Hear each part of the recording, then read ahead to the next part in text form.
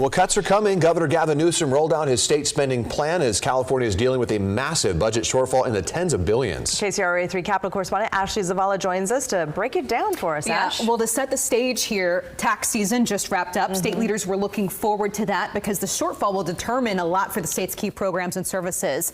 And so again, for the last several months, the state had been waiting for those tax returns to come in to get a clear picture of what that number would look like. Today, Governor Gavin Newsom said it's gotten worse and tough decisions will need to be made. California still has the largest budget of any state in the nation, with Newsom's proposed spending plan at $288.1 billion ahead, but the projected deficit is $27.6 billion. Technically, the shortfall would be $45 billion, but Newsom and the legislature last month, as we reported, took care of about $17 billion of that hole with some early budget action. Now, to further close the gap, Newsom is proposing nearly $14 billion in cuts across state programs, including the slashing of 10,000 state jobs that have been sitting vacant for this year. He also wants to claw back $19 billion that's been earmarked but not yet spent on a variety of programs. Some of this includes money that would have expanded broadband internet connections, money for state welfare programs, and hundreds of millions of dollars from water storage projects. He also plans on declaring a budget state of emergency to tap into the state's rainy day fund. He wants to pull about $12 billion out to use over the next 2 years. California's financial situation is expected to remain rocky, not just this year, but potentially in the years to come. Will he and state lawmakers raise taxes to help deal with this? I asked him.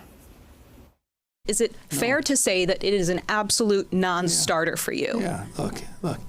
Again, I'm not ideological. I'm open argument. I'm interested in evidence. But I don't see there's real evidence and need right now to increase general taxes in the state and put more burden on working folks and our competitive posture. So no, I would have laid that out if I believed that, and I did not. I do not believe we need that this year or next year, and so I will not be promoting and will not be supporting, subject to some random act of God, and having experienced a disproportionate number of those in 5 years. I add that as an asterisk. Okay, so you will not be convinced. Well, no. The answer is no. So this kicks off about a month-and-a-half-long negotiation between the governor and state legislature on setting the state spending plan. California's new budget year starts July 1st. California lawmakers do have that June 15th deadline to get paid to pass a plan, but as we always report, they pass the placeholder and then figure out a plan later. So what kind of reaction are we seeing so far to this? It depends on who you ask. At this point, Democrats so far say they are reviewing the plan but are encouraged by what they're seeing so far. Republicans fear the governor may be downplaying the size of the state deficit.